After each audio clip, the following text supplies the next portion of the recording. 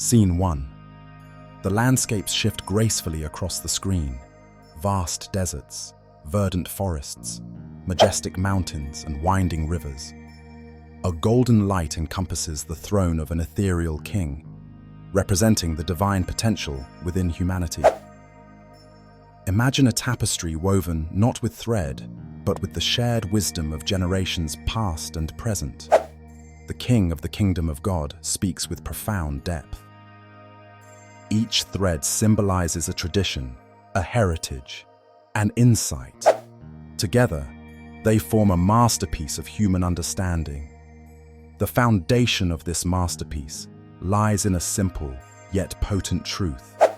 Real vision does not stem from the eyes, but the heart. This gift belongs to those who dare to embrace their humanity in all its forms. Scene 2. A serene riverbank in 1854, where Chief Seattle addresses his tribe amidst shimmers of sunlight.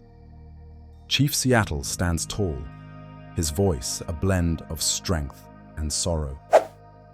"This earth does not belong to us," he says, gazing at his people. "We belong to her, and while we may lose sight of her beauty with these eyes, there exists within every living soul a deeper truth. It is an inner vision that guides us to live in harmony, not just with nature, but with ourselves." The scene fades to the land of the Aboriginal elders of Australia, a bonfire illuminating a thoughtful elder in discussion with the community. In the dream time, the Aboriginal elder shares with soft resolve. "Our ancestors walk beside us. They sing the stories of the earth. They teach us to listen to the language of the wind, the wisdom of the rocks, and the guidance of the stars."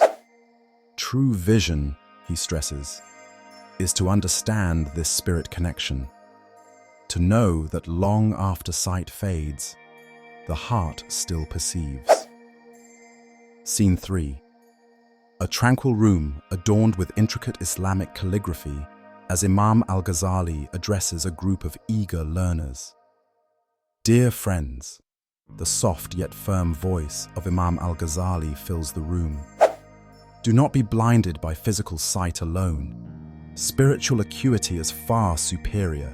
The Prophet Muhammad, peace be upon him, reminded us, the most beloved of people to Allah are those who are most beneficial to others.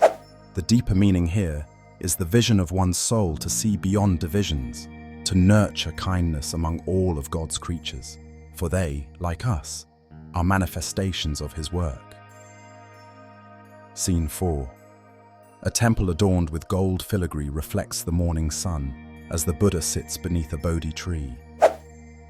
"We are shaped by what we think," Buddha offers gently, addressing those gathered in humble robes. "And what we think, we become. Understand, enlightenment is not some distant thing. It is here, within your heart.